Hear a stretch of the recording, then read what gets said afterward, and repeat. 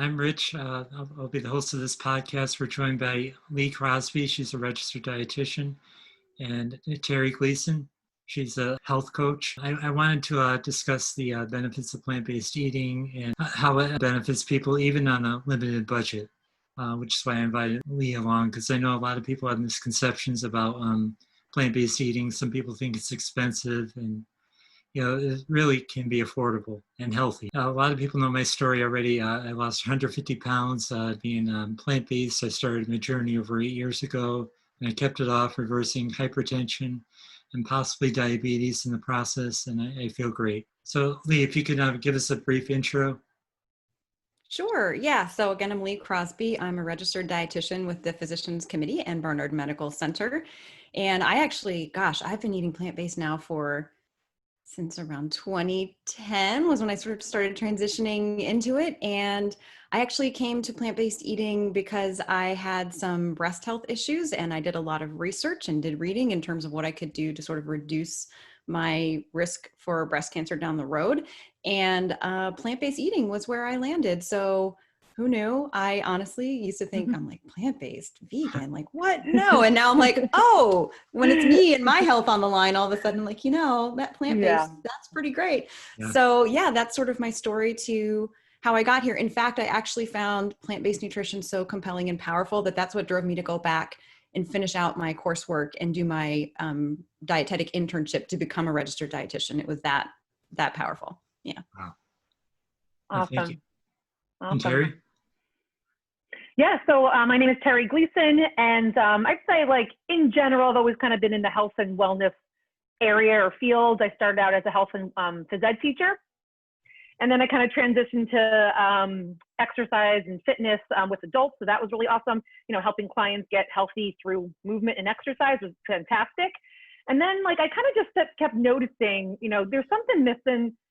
What is this nutrition piece? Does this really have anything to do with the health of my clients or the health of me? I've been one of those people where I could eat like 5 different pizzas and be fine.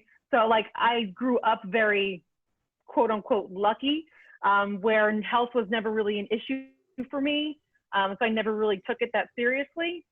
And then when you get into like your 20s, which is not that old, but oh my God, I'm like, my like knees hurt and like things don't feel the same way. So with my health and fitness background, I just kind of like dug a little deeper. What's this whole wellness thing? I thought it was just you exercise and you're healthy. So little by little, like little seeds were planted along my whole entire journey. I ended up going vegetarian because I felt bad for eating animals. So it was just kind of like my choice. I didn't know if it was any healthier. And I wasn't a very healthy vegetarian. And this was probably about 6 years ago or so. And then getting a little bit more into health and wellness, I ended up at a workshop just by chance, and it was all about evidence-based nutrition. So hearing that word evidence-based, I was like, oh, that's kind of cool. It means it's based on science. I want to learn about that. And it really was all about plant-based nutrition. And I just took the ball running, and I love it. And so Lee, hearing you that like you kind of went back to finish your coursework, I think I'm going to plan a midlife crisis because I would just love to be a registered dietitian. Like, so, right now I'm still in the fitness field. I do group fitness. I love it. And I also just got certified to be a health coach. So I figured that's my avenue to at least help people who are interested in plant-based nutrition or just in general, bettering their life with lifestyle changes. But a piece of me kind of still wants to learn more about like the science of nutrition and then really kind of dig deep in there. So we'll see. We'll gather again in like 30 years. I say it's never too late. I was a dietetic intern in my 30s, so it's fine. Great. Awesome. All right, so we have lots of questions for you today, so I hope you're ready. All right, let's do this. Okay. So the first question is, a lot of people feel that plant-based eating is too expensive. Personally, I've never felt that way. I think I'm actually saving money because I'm not buying the meat. But in terms of a comparison to a standard American diet, how do you feel the comparison is with, the expenses? I am really glad you asked this question because I do hear this a lot. And honestly, a whole food plant-based diet can be not only the healthiest way to eat, but can actually be the cheapest. Like when you think of what people used to eat when, lower income, I think back to like my grandparents. And when my mom was a little kid, they didn't have much money. What you ate beans. You ate beans and cornbread. You have beans and rice like that. those are staples on any plant-based diet, and they are some of the cheapest foods on the planet. And of course, you don't have to just eat beans and rice, but it really literally doesn't get any cheaper than that. But you can certainly branch out. Again, these are the most nutritious foods available to human beings, and oftentimes they cost the least. Now, just like a standard American diet, you can do it more expensive. You can buy all kinds of fancy microgreens, and you can spend as much as you want, but you don't have to. You absolutely don't have to. So if you want to talk about some of the cheaper foods, I would be delighted to do that, because there are so many, like the staples that really are the core, at least of sort of my plant-based diet. And I think a lot of people's, they're just delightfully cheap. I know. I love it. Like beans, they're way more cheaper than meat used to be. I mean, And even the canned ones. I mean, so I don't want to cook beans. Well, you don't need to, it adds like a couple cents a serving to buy canned ones. Cool. That's cool. You can do that. Right. Exactly. Terry? That's great. What was that term? Delightfully cheap? What did you say? They really are. I mean, I love it. It's like you walk in and you can fill up your whole cart and it's like $20 and you're like, okay. Exactly. And actually, so Chuck Carroll, who hosts the Exam Room podcast, he and I went and did that in the grocery store that was in our building back when we used to work on site before the whole COVID situation. And, this is in DC, and it's a small grocery store, and it's not like, it's a wonderful grocery store, but the prices are a little higher than they might be at like a discount store, out somewhere in the suburbs. And we still managed to get a week of food for 2 people for under $45. Like good food. Now it does require meal planning. You kind of have to know what you're going to make for the week to go in and do that. But 10 minutes of meal planning. Most of us spend way more than 10 minutes scrolling on our phones every day. Not really, I mean, I'm sure you all don't, but. Guilty. Okay. Yeah. So yeah, Awesome. It doesn't take that much. And so back when I have a blog called Veggie Quest that I used to update, but I confess now it doesn't get the love it used to. But I had a whole section on saving money precisely because so many people thought that eating plant-based was expensive. And the answer is, wow, you can do it big time on the cheap. I mean, I think about oatmeal, like oats, again, fantastic for you. They're a good source of zinc. They are rich in soluble fiber to help you lower your cholesterol. And the servings, I actually pulled some numbers here, 14 cents a serving. And again, this is at a grocery store, not a discount store, just a standard grocery store in the DC metro area. So it's probably cheaper where everyone else lives. That's how it feels. Wow. So, I mean, things like that, bananas cost $0.25. Beans. Oh, here, I have the numbers. Beans for a half cup serving if cooked, if you want to buy them in the can, it's $0.25. If you want to make them yourself, it's 21 cents. Like, okay, I think we can handle that. Yeah, exactly. Yeah. That's awesome. I love it. Okay, so, and you were just kind of mentioning with your answer that the most nutritious foods can be the cheapest foods. So in general, if we focus on the most nutritious foods, is there still a need for supplements? And what would your recommendations be on that? So supplements it depends. The answer is it depends. It's going to be very much individual. And I will say the one sidebar to some of the foods that are healthier, that are a little more expensive, like the produce, because that's where people can get a little like, ooh, there are some tips there to keep the produce cheaper. And then I promise I will get to supplements. But buying frozen is pretty much as good as fresh in most conditions. You just want to lightly steam it. Don't, cook it to death. And then also when you're doing things like buying like a melon, just buy the big one, because usually they're priced like this cantaloupe is $1.99. Well, there's one that's like little, and there's one that's like the giant bowling ball. Get that one. Okay. So just some little pro tips. So in terms of supplements, there are some, certainly on a plant-based diet, it is not optional. Everyone needs to take a vitamin B12 supplement. That is, again, B12 is made by microbes, but it is concentrated in animal tissues, and it's just cover your bases. It's a big problem if you don't have enough. It can cause some, it's important for your blood health. It's important for nerve health. And you can, if you go for a very long period of time without a reliable source of vitamin B12, you can end up with nerve issues. That's not something you want to do. So vitamin B12 across the board, just take it in a supplement. I know people will say, oh, well, but I eat fortified nutritional yeast. And the answer is it's just because you can't be careful. And it's such a cheap thing. It's like 2 cents a day, 5 cents a day if you want a fancy brand to take vitamin B12. So that one, not optional for everyone. For women who are, who could become pregnant, folic acid, the supplemental form, that's important. And then the other one that I look at is vitamin D. So that's something that's actually, it's added to milk as a fortifying agent. But it's something that we the way we naturally get it is we make it in our skin. When sun contacts our skin, then that catalyzes the reaction or activates the little enzymes that make the vitamin D that we need. We all spend most of our time indoors now. And when we go outside, we're often wearing sunscreen. For folks who have darker skin, that's got some built-in sunscreen. So not getting enough. And in the winter, the sun here is not generally strong enough. At least I'm mid-Atlantic region. So the sun's not strong enough to make that reaction go. So vitamin D is one thing that I'll make sure that people are at least getting the RDA, that sort of baseline value for. And there's some evidence that somewhat higher intakes might be healthier. I just don't want people going over that tolerable upper limit, which is 4,000 IU per day. So stay below that. So that's the other one that I will look at in terms of supplementing, particularly in the winter for someone who doesn't go outside a whole lot.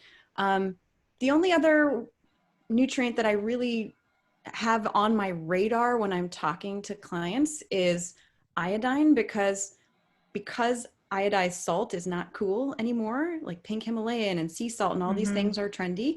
And that's, well, it's not great because salt's not good for you in general. I'm not promoting salt, but when people do use salt for cooking, I like to have them use iodized because iodine's a necessary nutrient. And on a plant-based diet, there's a concern because Americans used to get their iodine from iodized salt, and dairy is actually now the #1 source of iodine in the diet, but it's not magically in dairy. It's predominantly coming from the disinfectant that they use on the cattle's udders, because we only need trace amounts. And so what happens is, if you've ever been to a working dairy, they slap the stuff up there from my childhood, and then the disinfectant, and then I had a family member who ran a dairy, whatever, and then they put the little sucker things right up on after. I can't remember if they wiped it down or not, but some gets into the milk, and they do add some to the feed as well, but predominantly it's a disinfectant thing. So when you think about it, it's like, oh, that's kind of, it's a little icky. But point being, most of America is getting a chunk of their iodine now from that. And if you're cutting out dairy, which I think is a health benefit, don't get me wrong, it's just you want to make sure you have a regular source of iodine in your diet. So sea vegetables are also, they're like the best source, in some cases too high. So things like nori that you use to wrap veggie sushi, dulse is another one that's good. It has like a sort of safe level. If people are including those, great, no need to worry about iodized salt. And again, I don't encourage salt. I like people to limit it, but if they're going to use it, to just use that old fashioned, it's real cheap, iodized, salt. Just make sure it says iodized across the bottom. So yeah, in terms of actual supplements, B12, vitamin D, folic acid for women who could become pregnant, and then just make sure you have iodine reliably in your diet somewhere, but not too much. Awesome. And since this is kind of a topic like plant-based on a budget, do you think, like, when you go into a vitamin store, there's just like a million different brands of every single vitamin? It gets a little overwhelming. I know when I was looking for, I'm currently pregnant, so when I was looking for a prenatal, I'm like, oh my God, there's a prenatal for like $10 and then there's a prenatal for like $50. Does it matter, do you think? I mean, I don't need you recommending any certain brands or anything, but does it matter the kind of the cost basis, or what is your thoughts on that? I mean, oftentimes the cheapest form of supplements are the ones that are most tested and most effective. So okay. I'm inclined to just, pick a cheap one. If you are looking to make sure that you are getting no animal products, if you're getting a vitamin D supplement or it's in a multivitamin, you'll want to check that either has D2, which raises levels, as well as D3, or that the D3 is coming from a plant source. The B12 that is most tested, and as I understand, generally, again, has the best track record for raising blood levels, is called cyanocobalamin. It's also the cheapest. I mean, I'm trying to like promote a particular brand, but like I know the Diva, I've looked at their line and they have pretty good stuff and they're not terribly expensive, DEVA. So yeah, I don't think you're not necessarily going to get a much better result by paying more. So that's kind of a nice thing. Yeah. And again, and also with B12, it's so cheap. It is the cheapest, and you don't need nearly as much as most supplements give you. So yeah, it's very cost effective. Yeah. Awesome. Thanks. And let me say this for anyone who's got a health condition or any of those things, please check with your doctor or a dietitian, because you may have, these are sort of the general blanket recommendations for healthy people. If you have a health condition, you'll want to check and make sure that there's something that you don't need to have something adjusted or need something extra. What are your thoughts on DHEA and omega-3 supplements? Dr. Furman recommends those. But I do eat walnuts and chia seeds, flax seeds. Do you still recommend omega-3, a plant-based one, or do you think it's necessary, in your opinion? The jury is really out on that one. There are some health conditions that might benefit from it. Again, you can certainly get to that RDA level, or I think it's an adequate intake. Sorry, only a dietitian would care about that. For the omega-3, the ALA that we need, you can get that from plant sources, no problem.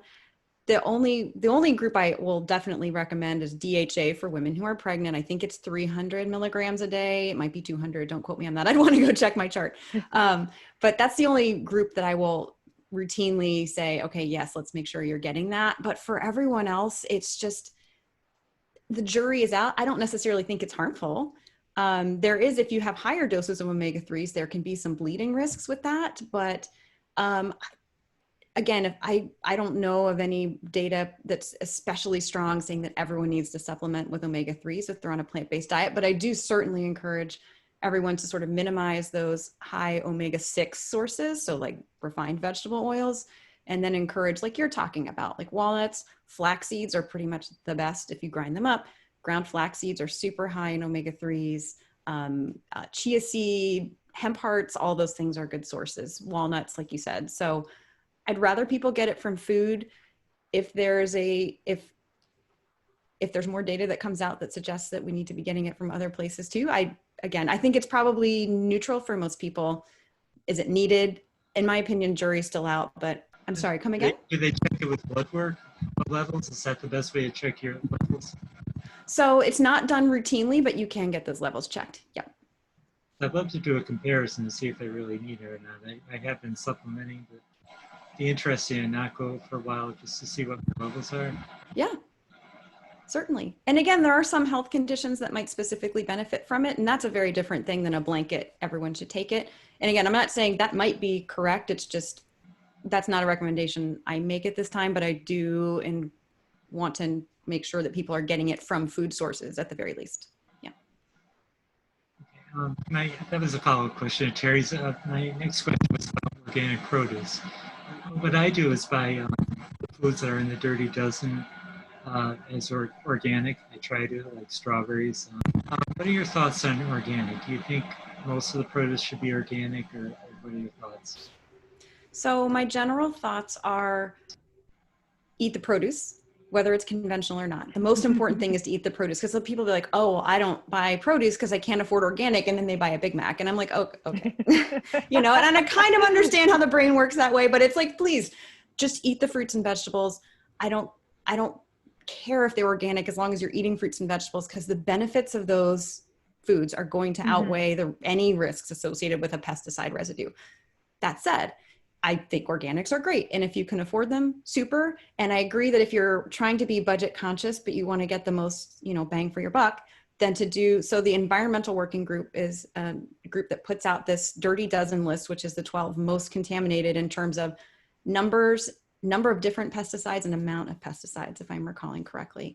So if you avoid the Dirty Dozen, or the 12 dirtiest produce items when it comes to pesticide residues, then you can sort of get the best of both worlds. Although, fun fact, I actually looked on their website recently, and they don't normally test anything but fresh produce, but for some reason this year they tested raisins.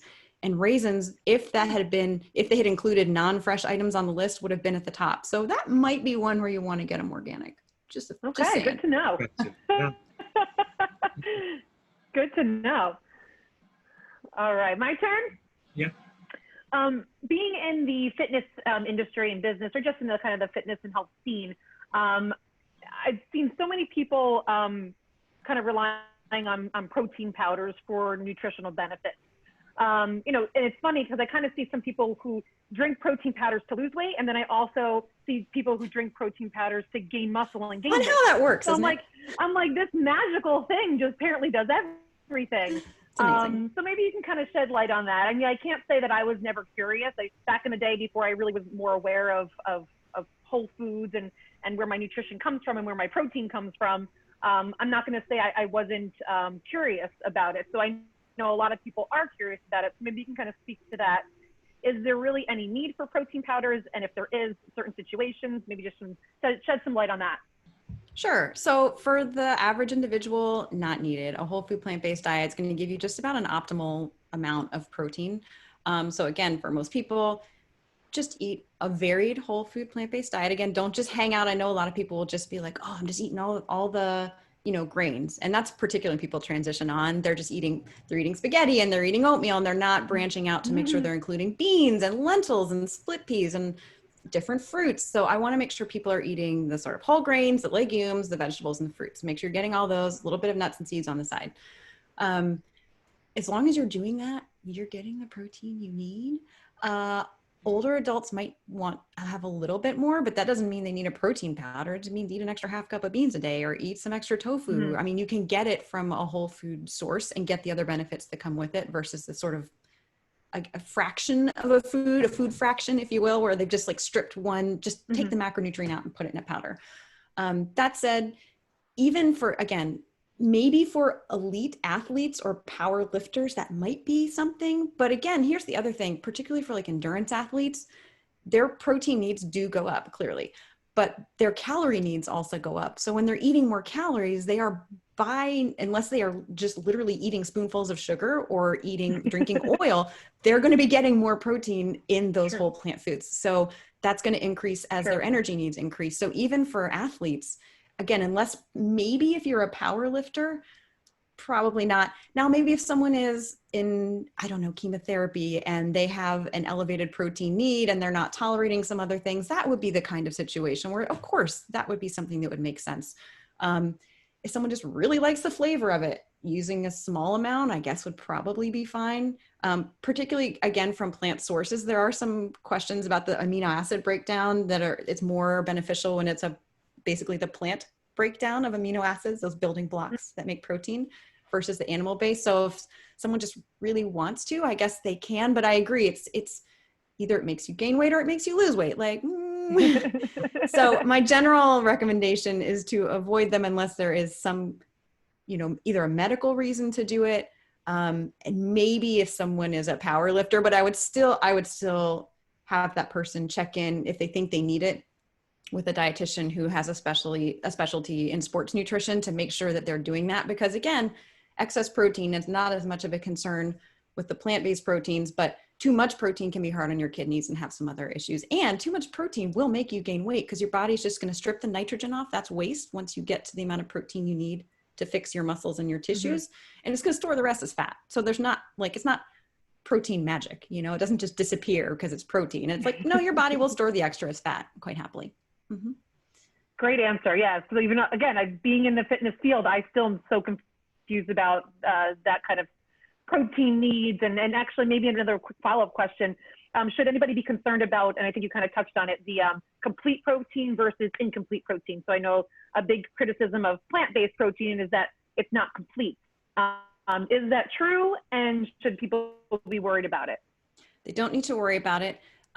Basically all proteins contain, for the most part, all the different essential amino acids. Where the not complete part comes in is that they are not present in the same ratio of amino acids that they're present in human tissue in like a plant food. But the nice thing is this plant food, like grains, are going to have a little less of one amino acid, but beans are going to have a little bit more of that. And again, it doesn't matter. You don't have to eat them at the same time. Food combining is not a thing, as long as you're getting it over the course of the day. So as long as you're eating enough calories, plant-based foods over the course of a day, you're going to get all those building blocks that you need to make your body and muscle tissue. So you will get complete protein over the course of the day. And again, that's really what we're best adapted, I think, to handle. So it makes sense to me that, well, of course, like we can assimilate those things. They don't have to be eaten at the exact same time and those kinds of things. So yeah, not a concern, really not a concern. Cool. Question I had regarding protein, about this talk about why are Americans so obsessed with protein? What is it about it that, can you please answer that question for me? I would like to know. There's actually a good book on this, Proteinaholic. I think that was Garth Davis. Is it on my shelf behind me? Anyways, I forgot the author, right? If not, you can just cut that part out. It's Garth Davis. Yeah. Yeah. He's great. The answer is, I mean, historically, maybe because it was seen as this like vital amines and, it's the main component of muscle tissue. So maybe people associate it with that. The answer is, I don't know. Like, you clearly need enough. No one is saying you don't need protein. You just don't need too much. It's like anything else. You want just what you need, tissue repair, and any excess your body just has to contend with getting rid of that, nitrogenous waste that comes off of it and trying to store it. So it's not, it's hard on the body to have too much, just like anything else. And I think that I will say is one thing that as Americans, I feel like as a culture, we're like, if a little is good, more is better. That's true. Yep. And it's like, it's not the case with most vitamins. Like you want just enough, not too much. And the same with protein. You want just enough for sure, but not too much. Next question. So what are some go-to meals for someone on the road that are easily comparable and reasonably priced? Okay. I'm So thinking of like truck drivers or people who would often stop at fast food. What are some go-to things they can bring with them? you want just things you can pack, because there's also hacks for what you can do when you're on the road and you don't have a meal pack. Do you want both, or do you just want the stuff you can pack? Either way, however you feel like. Both. Okay. All right, good. I was like, ooh, this is the kind of stuff I love. So my favorite on the meal road involves a little bit of a hack on the meal. Geez, can you guys cut that? On the road meal. You can leave it. It's fine. Outtakes. Is to go to, okay. So you guys know Wendy's has the baked potato, right? Yeah. Super handy. They have a side salad that used to be like a pecan, apple, chicken, whatever salad. You can get the salad without the chicken, without the blue cheese. And they have this pomegranate low-fat dressing on the side. Super. It's really tasty. It's got cranberries on it. You have them leave. Usually they'll, I haven't done it in a little while, but usually they will knock down the price if you leave off the chicken. So that's a nice touch. So you got your baked potato, you got your salad with your dressing. And then if you guys have ever tried those McDougal soup cups, have you guys ever tried those? A little dried? I haven't tried it yet. Dr. John McDougal. There's a split pea and a black bean that are both, again, super high in plant protein, really rich in fiber. And you can make them with water that's hot but not boiling. That's the key. So you order a cup of hot water, which is like 10 cents. I don't know. Again, prices may vary. And then you dump the water in with the soup to let it get warm. And then, oh, it's so good. You have this like smoky split pea soup that you can dump over your baked potato or black bean if you're into that. You have your salad on the side, or if you're like me, you cut the baked potato up, and ketchup is my vice. So I just make it into pretend fries and use it to basically be a vehicle for ketchup. I know it's not ideal, but it's a really filling, solid meal that, it doesn't hardly cost anything. Those soup cups are pretty cheap, and you're just getting little sides at Wendy's. So that's if you want to like have a meal. If you want to pack and again, also Subway's got a Veggie Delight sub. Is it optimal? No. Is it pretty good? Yeah. Taco Bell also has a bunch of plant-based options. Are they salty? Yes. But are they better than like, getting a fried chicken value meal somewhere? Yes, much better. Things you can pack. Get a cooler. If you don't have a cooler, get a cooler. Your life will be happier. Yes, you can do things like they do have the vegetarian baked beans that come in little cans with the pop top. So you can do that. And I have actually, for people who don't have any kind of access to coolers or refrigerators, that's a recommendation I'll make. Yes, there's a lot of added salt and sugar in those, so it's not optimal. But again, you can do baked beans and an apple on the side and other sort of like shelf stable carrot sticks and that kind of thing. If you have a cooler, then anything you would take it to home, have at home, you can take with you. So hummus and veggie sandwich on whole grain bread, super easy, one of my favorites. Rye or pumpernickel is actually a bonus for flavor, and also it's lower glycemic index. So the carbohydrate is absorbed more slowly, so your blood sugar has a nice gradual rise and fall. Those are my favorites in general. It's just whatever I would have. If you have leftovers, you pack them with the cooler. A sandwich is easiest if you're actually going to be driving and eating. So clearly any of the sort of, you can make up any kind of plant-based spread. And of course they make those plant-based slices too, like a lunch meat that's like a tofurkey, and they're better than regular lunch meat. They're not health food, but they're better. So again, and just load it up with all the veggies. They have these stringless sugar snap peas. Have you guys tried these? No. I mean, the snap peas, like the green snap peas, right? Yeah. The regular, Crunchy. yeah. Yeah, they're super good. They're great to take for lunches, like packed lunches. People don't think about those, but they're a nice change if you're like, oh, I can't do a celery stick or a carrot stick again. Like, okay, try something different. If you've never tried jicama, peel it, slice it into sticks, super handy, really tasty, crunchy, lightly sweet. So just also to branch out, pepper strips, all those kinds of things. And then again, grapes and apples and a banana, like these are all very portable, handy foods. And if you don't have access to refrigeration, they also now make, I can't remember the brand, but they make hummus where you just add water.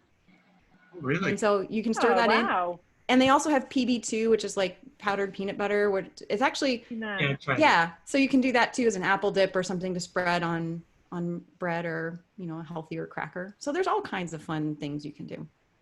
Yeah. I look at road trips as like a fun experiment. Even potatoes, which people think, oh, that's just carbs. They have protein. Yep, exactly. Yep. Hey, Terry? Nice. Yeah, I love a good baked potato. I'm like looking at my pantry over here and I can see them in there. So maybe lunch is coming. And I gotta say, I love your more practical recommendations, and you keep using the word, is it great? Maybe not, but is it better? And I think I try my best to convey that to, people too. If everybody was whole food, plant-based, no oil, salt, and sugar, great. That's fantastic. But the idea, and that can kind of scare some people. And I think the idea of just better, is this with all the options that I have, what's the best option? And so I really like you kind of keep using the word, is it better than this? Yes. So kind of going more towards those better options. And then that might lead to a little bit more and more down the road. So thank you for keeping this practical, because it does get a little overwhelming when we're trying to change behaviors right away. Yeah. And part of it is what's best in one situation. Like if you're at home eating something that wouldn't be as great when you have the ability to make all the fresh food, well, then it's not best. But if you're on the road and this is the best you got, great, go with that. Yeah, I love it. Awesome. So let's see. So I'm currently pregnant, and I am so thankful Congrats. that thank you, 33 weeks. So a couple of getting there. Yeah. I rewatch this video. I'm going to be like, oh, remember those times. And I'm so thankful that I've kind of gotten a grasp of what good nutrition is, because I know a lot of people who already have 3, 4, 5, 6-year-olds, and changing a diet at that time is it's much more challenging. So special. Not that it's a special time. Special time. So not that I, don't foresee any issues, feeding a child whole food plant-based, but in general, I intend to set them up as best as I possibly can. Should there be any concerns with raising children on a plant-based diet and or changing a child's diet, maybe when they are like 5, 6, or however old, if they've kind of been raised on maybe a more standard American diet, and let's just say a healthy standard American diet that includes meat and dairy, is it concerning to change that at that point? I mean, what are your thoughts on that? No. So again, I'm not a specialist in pediatrics whatsoever, but I mean, even the Academy of Nutrition and Dietetics back in 2016, their position paper is basically, and I pulled this one because I was like, you know what? I'm going to let them do the talking for me because I'm not a specialist here. And this is a direct quote, and you guys can go, I think this paper is available for free online. Appropriately planned vegetarian, including vegan diets, are healthful, nutritionally adequate, and may provide health benefits. That's the key in prevention and treatment of certain diseases, appropriate for all stages of the life cycle, including pregnancy, lactation, infancy, childhood, adolescence, older adulthood, and for athletes, to cover the protein powder question too. So again, not only are they like safe and adequate, again, of course you have to make sure B12 and you have to check on micronutrients, but nutritional adequacy should be a question for any kind of diet, honestly. Mm-hmm. But again, the advantages, so we know that vegetarian, and here I'm including vegan, kids and teens tend to have a lower BMI. I'm sorry, not a lower BMI, a lower risk for being overweight or obese. So yes, they actually tend to have a good healthy weight, which is what I'm trying to say. And their low rates of obesity and overweight in childhood translates into a lower risk in adulthood, which translates into a lower risk of chronic disease, and also not having to fight the battles of weight that, Richard, it sounds like you have, been through that and overcome, mm-hmm. but it is not an easy thing. I watch people struggle with it all the time. My own mom struggled with it. I mean, she lost about 100 pounds on a plant-based diet, and it was it was doable, but it was not easy. So it really heads off problems for kids down the, it sets them up, I think, for success in life, at least when it comes to health. The rest of it's on them, but when it comes to their physical health. Yeah. So we actually do, Physicians Committee has a nutrition for kids booklet, and I can always send you all the links if you want to put it in the show notes or something, but there are resources out there for just to make sure that you are covering your bases. But assuming those are covered, this is actually, I think, an extraordinarily healthy way to raise kids, and just gives them the best chance of not having to deal with a lot of these, mm-hmm. Really troubling diseases, and even more troubling now that we're in the COVID age, and these comorbid conditions can put you at much higher risk for COVID. Hopefully that won't be an issue for very much longer, but it's very much a healthy way to raise kids. Now, transitioning them, if they're used to eating maybe some junkier stuff, could be a little more challenging. But there are some really good books out there for picky eaters, if that helps. So there are techniques for making that transition a little bit smoother. Yeah. Getting kids Good. involved Yeah. helps too. If they've made it, they're going to be more likely to eat it. Just saying. Awesome. Cool. Yeah. And I love that you kind of said, like, sometimes we look like kids and they look invincible. I mean, I know I felt pretty invincible as a kid. I was an athlete. I didn't really have the healthiest diet, but hey, I was breaking track records without a healthy diet, quote unquote. So it's kind of hard to even imagine yourself unhealthy 20, 30, 40 years down the line. But I mean, I don't know many adults who haven't struggled with weight or, just something, health-wise here or there. So that was thank you for kind of touching upon that, because it's sometimes hard to see the distant future, what a bad diet could, or a not optimal diet could give us in the future, because we're healthy now. Right. So yeah, so just setting ourselves up for the best success is definitely a great way to look at it. And one piece that, again, it's not visible. You're right. You can still make, set track records and stuff, but the sort of beginnings of heart disease, they happen in childhood. So, and in some cases, there's actually a little evidence that some of these things might happen to an extent in utero. So it really does. I mean, so good. Yeah. I'm glad that you're eating a healthy diet, because it really does. We can't see it, so the manifestations don't become apparent, but those, we're literally sort of laying down the sort of basis of atherosclerosis in kids, in teens. So it's happening. We just can't see it. Yeah. Yeah. What are some dessert recipes you have that are simple with very few ingredients? Okay, it's summer, so my easiest one's gonna be like watermelon. It's super cheap right now, like unbelievably cheap. And I mean, I think $3.99, we got this giant watermelon. So one ingredient, so simple. But you're probably wanting to get a little more complicated than that. Sort of next level is like one ingredient, but requires preparation steps, maybe 2 ingredients. And that's doing like a banana ice cream. Have you guys tried that? Yeah, freeze a banana. Yeah, let them get nice and ripe, freeze them up, put them in a Vitamix or some other kind of blender, and add just enough liquid so that it'll blend. And you get this super creamy, soft serve. You can add some cocoa powder in there. You can add all kinds of different flavorings. Very, very yummy. You can also do it with frozen mango. I'm actually one of the few people on the planet who I am sensitive to bananas. Have been my whole life. So I do it with mango. Wow, yeah. I know, it's really upsetting. I can eat them cooked, but I can't eat them raw. I love them. They just don't love me. Mangoes work just as well. So I don't know if they work with chocolate just as well. So if any of your listeners or viewers try that, let me know in the comments. Another one that's just an easy, quick thing. It's not super ideal, but if you're really stressed out, sometimes, they sell the plant-based yogurts. Buy ones that are lower in fat. Yes, they have some added sugar. I can already hear about the added sugar. Yes, agreed. But it's dessert. You're not going to do it all the time. And actually just the rolled oats, plain rolled oats in there is delightful with some berries on it. It actually makes kind of like I don't know. It's healthier than what most Americans eat for breakfast. So I don't feel too bad about eating it for dessert. And then a little more effort, like we don't have people over anymore, but someday we will again have people over to do like they go by the days of energy bites or truffles, but I don't know if you've ever tried sort of dates, walnuts, cocoa powder, and a little vanilla extract in the blender. You ever tried that? Or the food processor, not the blender, that wouldn't work. And then just roll them. You can roll them in cocoa and then powder. Make the little balls out of them. Yes, super tasty, very satisfying. And because they're like so sweet and intense, really like one for most people or 2 will do it. And if you were to like go crazy and eat more than that, you're eating dates and walnuts. Like, okay, again, healthier than what most of America is eating for breakfast. So feeling good about it. So those are my suggestions. Yeah.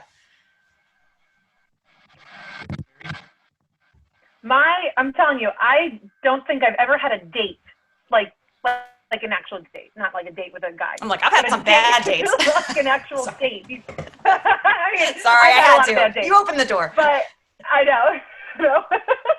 But when I learned about whole food, plant-based nutrition, maybe about 2+ years ago at this point, I just never knew what dates were. So, it was part of kind of like a suggestion, like they're sweet and they're good for this and this and whatever. I'm like, what have I been missing? It's literally when you get a really good, like juicy date, it is like caramel. It's amazing. I'm like, what have I been missing? So I really try to do all my kind of desserts, like, whether it's lots of things you can do, but sweeten it with dates. So whether it's blending the whole date or the date syrup or date sugar, I mean, some kind of date thing in there is just delicious. So yeah, Date I mean, sugar is again, I my don't know how favorite I added just learned of sugar. this. Yeah, I'm with you. It's like dehydrated dates ground up. I'm like, oh, Yeah, that is the ultimate whole food sweetener. yep, yeah, really, totally. really is. Yeah. All right. So I just saw on the physicians committee, I think it was their Instagram, that the updated dietary guidelines just came out. So I was a health teacher back in the day, and I remember teaching my students about, just general nutrition. And I'd always kind of go, the resource was the USDA. So now that things are coming out, and again, I'm a little bit more aware of what proper nutrition kind of more looks like, I'm interested in how do the guidelines get picked? Who's on these committees? Is it really science-based? Is there room for, off science information, I guess? So maybe you can explain a little bit about how the USDA picks these guidelines for nutrition for our country.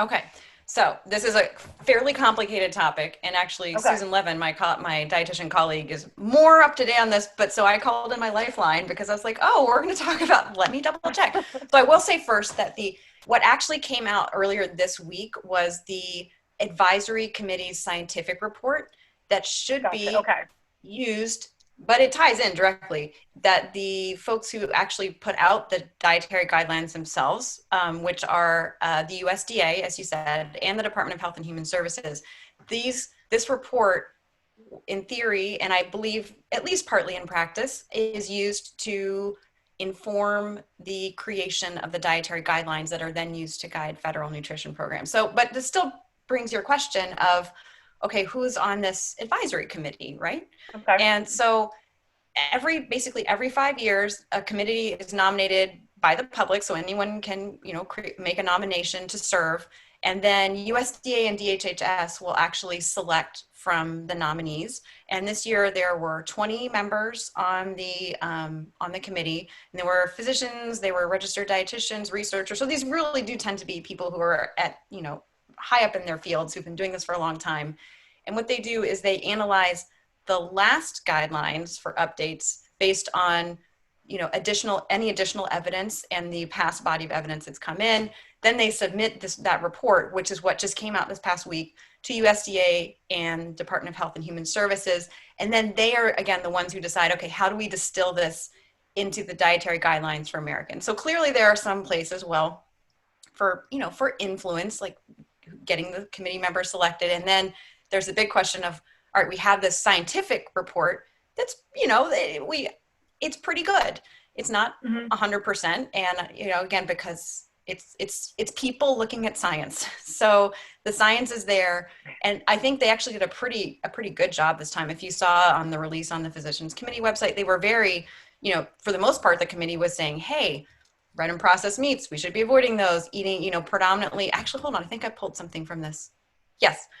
And this is a quote, you can take this one to the bank, that from this report, that to provide the majority of energy from plant-based foods such as vegetables, fruits, legumes, whole grains, nuts, and seeds, provide protein and fats from nutrient-rich sources, and limit intakes of added sugars, solid fats, which would be saturated fats and trans fats, and sodium.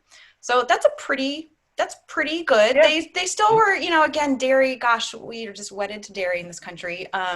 So that was still in there, but on the whole, the rest of it was looking pretty good. And so hopefully this will translate into the dietary guidelines, which we'll see if they still actually come out in 2020. But the nice thing is also, if you have opinions about what's in the report, and you can download the report, again, these are your tax dollars at work. So you have access to the report.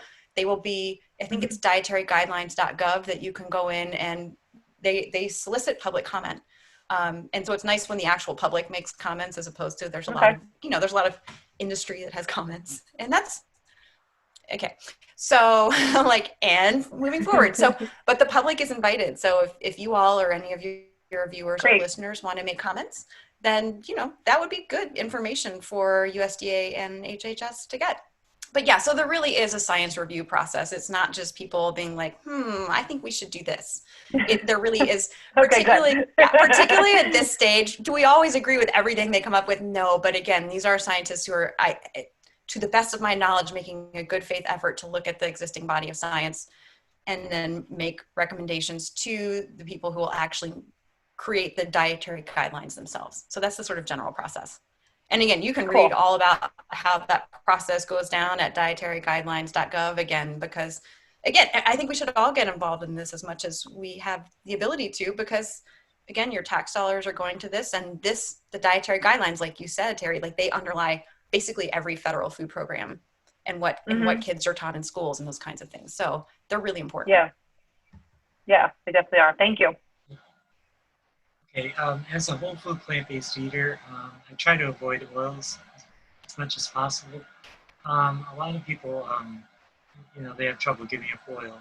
What are your thoughts on oil? Do you think a person who is transitioning, do you think oil is that bad if they try to cut down on it? And is there certain kinds of oil that you recommend? Okay, well, that's a lot of questions. Let me start at the top. Oil is a refined food. People don't have any trouble getting their head around sugar being refined, like stripped from the plant. Oil is the fat stripped from the plant.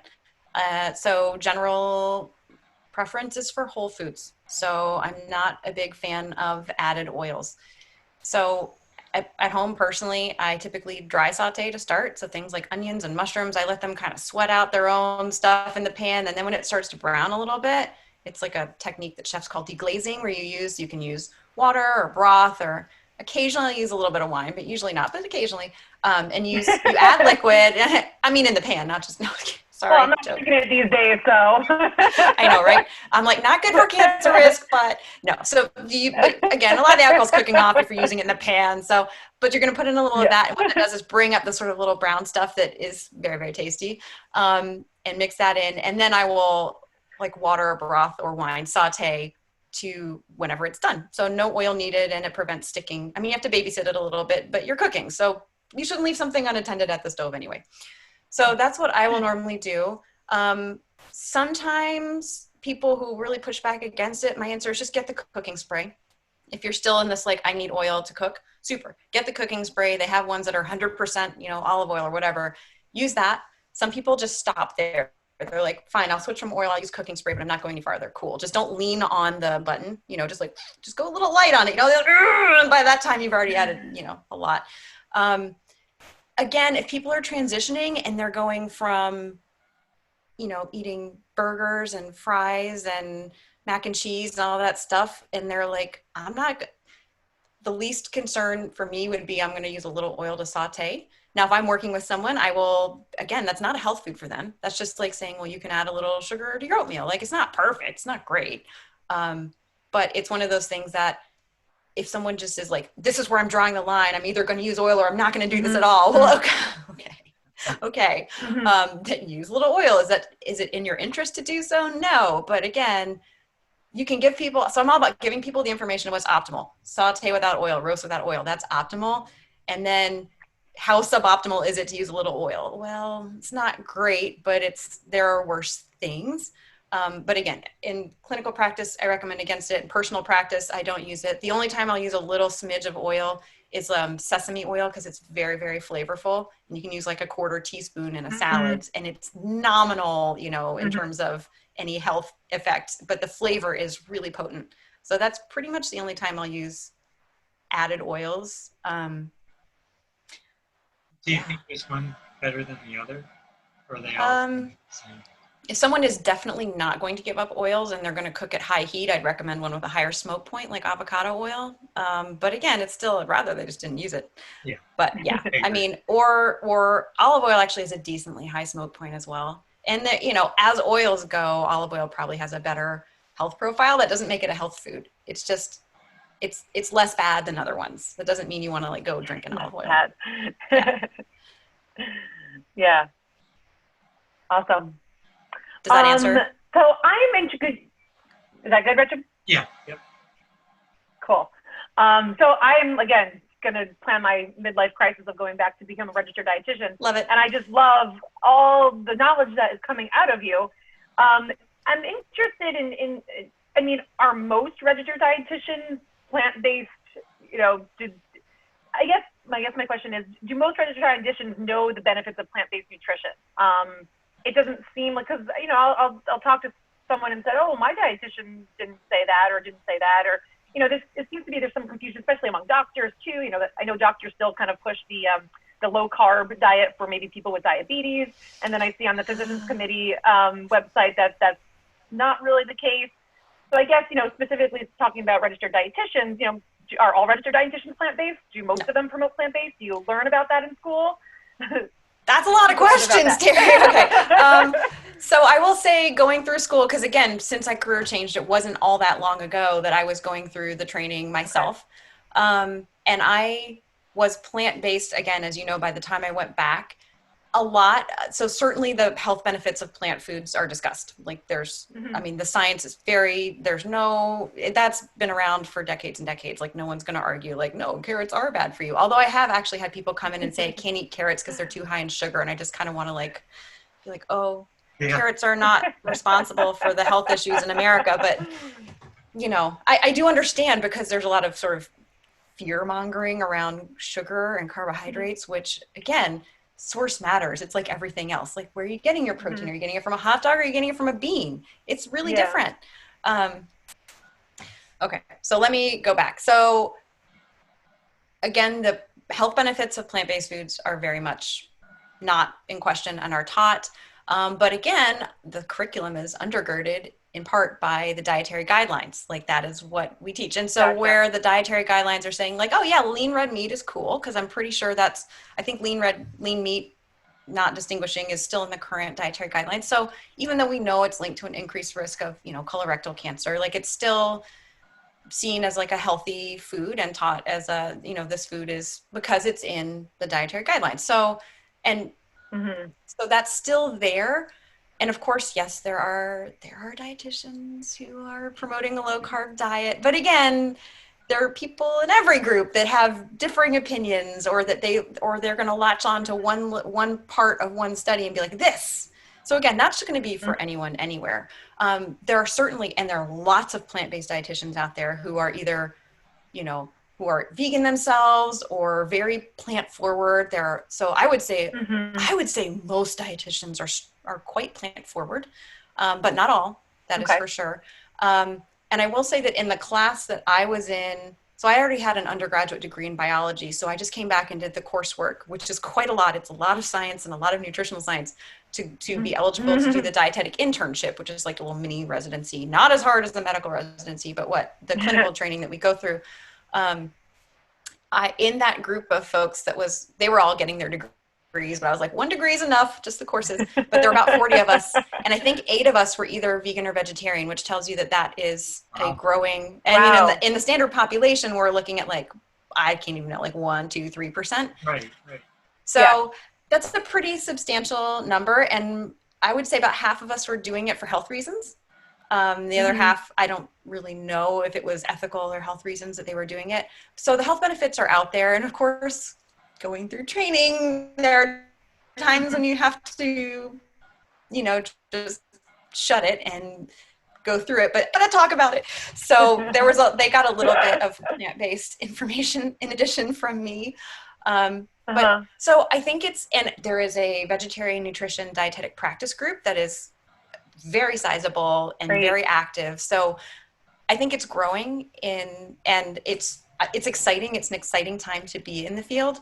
But you're right. Is every dietitian going to have this on their radar? No. But if you want to find a plant-based dietitian, a couple of resources, the pcrm.org/find-a-doctor also has dietitians on it. And then there is another group called plantbaseddoctors.org that also lists dietitians. So you can find them. There are lots of us out there. And again, even people who aren't 100% plant-based, there are a lot of, again, I would call them plant-forward dietitians. So I would say that sort of the low carb, and again, the data is just not, the risks are fairly high relative to the benefits. I have a whole presentation on ketogenic diets that I'll be giving actually at the International Conference on Nutrition and Medicine that's coming up in a few weeks. So, oh gracious, yes, I have things to say, but we don't have enough time for that. Right. No. So yes, it's a changing field, thankfully, and I think it's changing in the right direction predominantly. Yeah. Awesome. Great. Good to know. I have friends who tell me, they're going keto, or one friend, she posted the other week how she's not having food for the week, and it was driving me crazy. And I don't know what to say to these people. I try to educate, but I imagine you see it all the time. Yeah, oftentimes though I will see people who've done keto and it hasn't worked, because that's the thing. We do have pretty strong data that it doesn't, long term, it doesn't like, and when people lose weight, and then I'll stop because again, not enough time, but when people lose weight that first week or two, they're like, oh, I lost all this weight. It's predominantly fluid. They're not losing. There's really cool data that just came out from Dr. Kevin Hall and his colleagues at NIH. It talks about this. It's actually pre-publication. It's in the process now. It's so cool. Metabolic ward study. Sorry, anyways, we can nerd out about that later, but it is, again, what people are losing when they see that first rate of that first weight loss. It's fluid. It's not coming from fat. What you want to lose is fat. Good job. You wrang a bunch of fluid out of your tissues. Like your liver's not storing glycogen anymore, so it doesn't store water with it. So the number on your scale changes, but all you've done is kind of dehydrate your body a little bit. Like, yeah, that's not really what most people are truly going for, I don't think. Anyways, I could go on, and I will. And please do. I could be here all day. Oh, gracious. Yes. So yes, yeah, awesome. They're interestingly though, and then I'll stop. If someone is going to do it, I think it's still risky, and I don't recommend it. But unless someone has had it recommended for them for like drug resistant epilepsy. But again, that's not why most people are doing keto. They're not like, oh, I'm going to control seizures. Like, no, that's a very small minority. If the more plant-based, it seems that would be like safer. And again, this is just coming from big epidemiological studies that there's an increased risk in all-cause mortality, so dying from anything, for people who eat low-carb diets. But recent paper just found that the more they are eating plant foods relative to sort of standard, there's a slightly decreased risk. So it really does matter, just like with anything else. Again, I don't recommend it. I think it's risky, but it's probably less risky if they're predominantly focusing on plant sources for their fats. So just that. It's always a little bit nuanced. Awesome. Thank you. So that's all the questions I have. I don't know if Terry, do you have any more? Yeah, maybe just end on this. You're a registered dietitian. You have the kind of the knowledge and the ability to speak on these like really important health topics. And then sometimes I don't know how you feel, Richard, but I find myself in kind of this like, I just want to promote this from like the top mountaintop. Yes.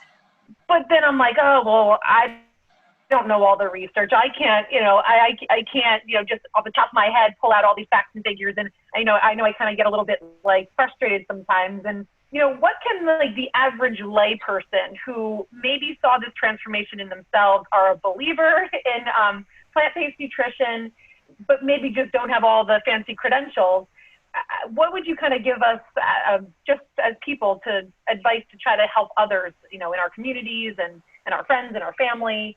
Because although everybody controls their own health, my family I love them dearly, and their health. You want them around, yeah. Keep them healthy and happy, yeah. So maybe just give us a little bit of like, leave us off with what can the average person do to really get this message out? So I think a couple of things. One is if you have your own story to share it, because humans learn, this is on a psychology level, we learn through story predominantly. Like all the science in the world is great. It's probably not going to be as impactful as someone asking you about it and you sharing your personal story of what it's done for you.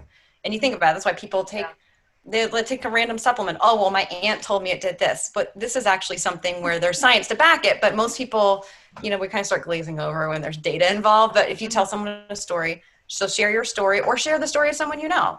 So, Terry, if you're talking to someone, you can share Richard's story. If if yours, clearly, I'm sure you've had health benefits too, but you can say, oh, I've had these benefits. And my friend Richard, he lost 150 pounds and here's what happened when he did that.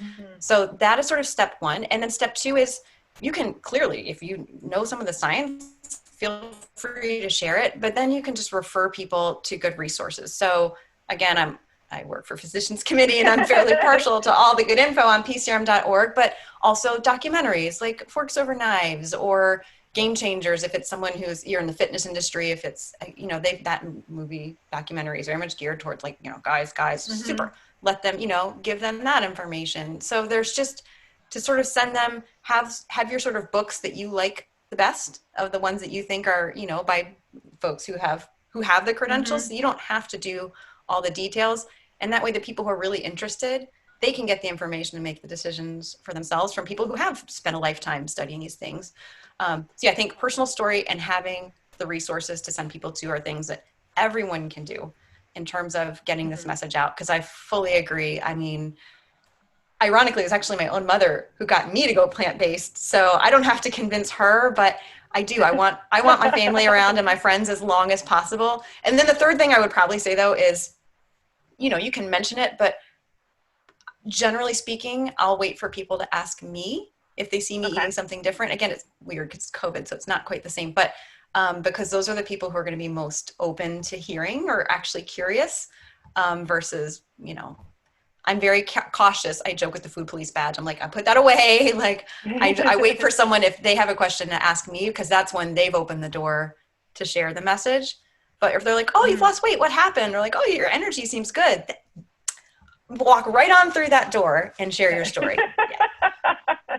Awesome. Thank you so much. That does lead to a conversation. You're right. Yeah, bingo. Those are the folks that you, again, if they open the door, please walk through it and share with them because they'll be open to it. Oh. Changing for the better. I know that there's so much going wrong right now, but you know, you got to hold on to the little shreds of the things that are going right. So yeah. Yeah. Well, thank you so much, Lee. Yeah. Really and thank you for all the work that you do at the. Yes. Well, thanks to you both for having me on and for doing this podcast. And it's been a lot of fun. Yeah, and I love the videos you're doing with Chuck as well. I tune into those often during the week. Wow, that guy, he is pure energy. How much weight did he lose? I know he lost it. A lot. I don't know the exact number. I've seen the before and after pictures. Yeah. It's a lot. Yeah. And again, the bigger piece there is the keeping it off. Yeah. Because that's where most people can take weight off, but the keeping it off, as I'm sure you know, Richard, it's easier on a plant-based diet. It is. But I could eat as much as I want now. I know that's the key. Everyone's like, well, you probably don't eat that much. I'm like, I eat way more than you do. Volume wise, exactly. I guarantee. Exactly. Yeah. Exactly.